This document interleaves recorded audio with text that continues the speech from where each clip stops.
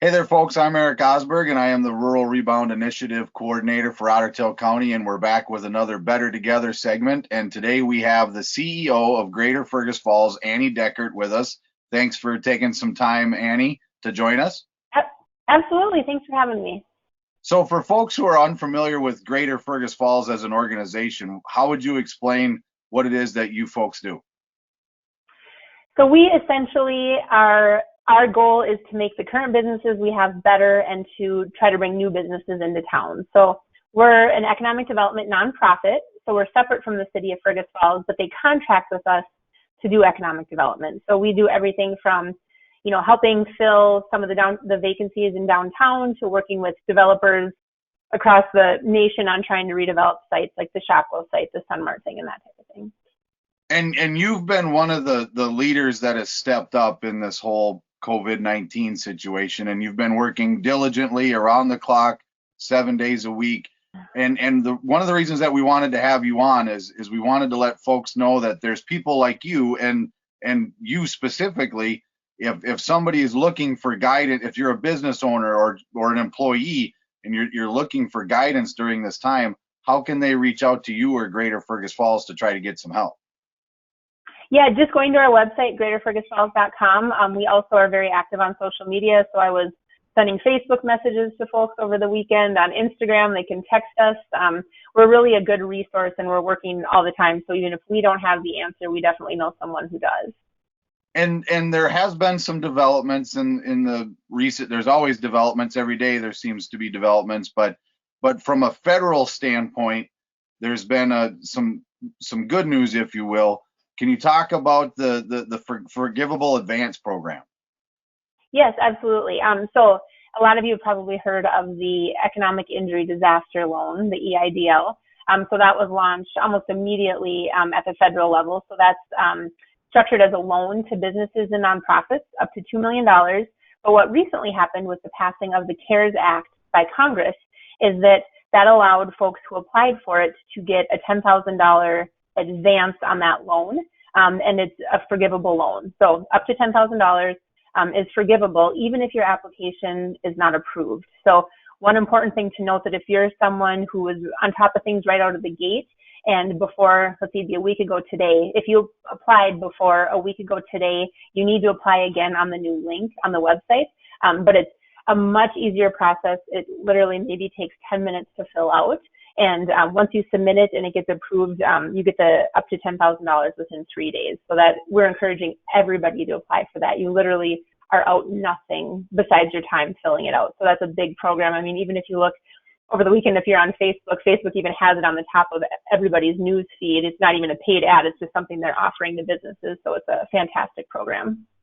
And so, and again, from the federal level to the state level, what are some programs at the state level that folks should be ultra aware of? Right. Well, actually, I'm going to talk about a couple more federal programs, if that's okay. Go for it. Okay. And not that it gets confusing a little bit, but so there's also a new program called the Payroll Protection Program, which essentially is providing employers money to pay their employee wages. So it's a fantastic program. They use your last year's finances, you take the average, your average monthly wage of that employee, and then you actually even get an additional amount, and then that will pay your employer's wages. And so if you're a business owner, you work with your local bank. The bank has to be SBA approved. The majority of them in Fergus Falls are, and in calls I've had at the federal level, they're working on getting as many banks SBA approved as quick as possible. So those two programs are so important for businesses and nonprofits. Like, for example, Greater Fergus Falls, we can use both these programs as well. So I highly encourage businesses and nonprofits to take a look at that and work with their bank, because it helps you pay your employees' wages. It's up to $100,000 per employee. And if you're able to maintain your same headcount of employees and pay them the same wages that they had been paid prior for 8 weeks, then all of that is forgiven. And that's the Payroll Protection Program? Payroll Protection Program. Yep. And we have links on our Greater Fergus Falls website on the COVID-19 page. So that's a great program. Another thing that's really good, if you've heard of, SBA financing, some really common programs with businesses and development are the 504 program and the 7A program. So you see, manufacturing, buildings, restaurants, the chances that they currently have an SBA loan are very, very high. what the CARES Act did is that allows 6 months of your fees, your payments, your interest, your principal, all of that to be forgiven. So starting, depending on when you got your loan, if, between April 1st and April 30th, the next 6 months are going to be free for you, so you don't have to make those payments. It's an automatic forgiveness, but you do need to work with your banker, or if you have like an online portal where you pay that program, you have to disable that yourself. Banks can't do that for you.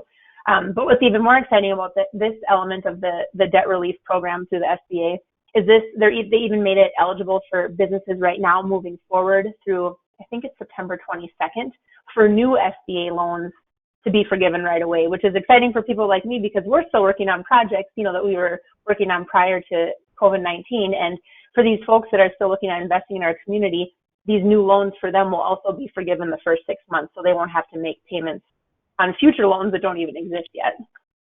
And that's another federal program. That makes sense. That's another federal program, yes. It gets a little confusing, but yes, that's another federal program. But now I can move to the state one, if you'd like. So the state's arm of economic development is the Minnesota Department of Employment and Economic Development. And so they created a program. It's for businesses that were impacted by the executive order that were forced to close.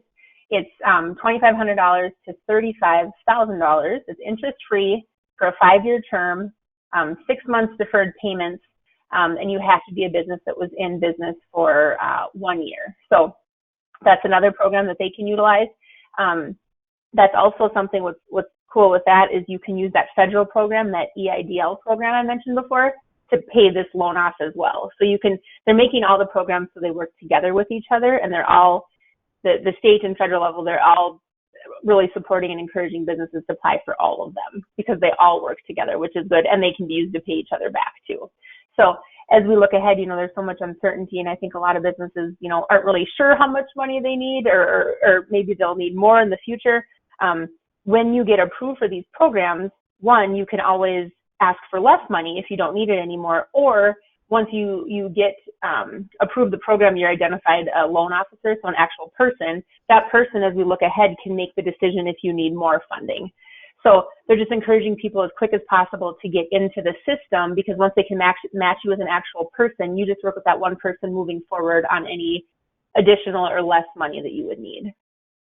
And then locally, are there any more state programs that you think people need to know about, or move to locally now?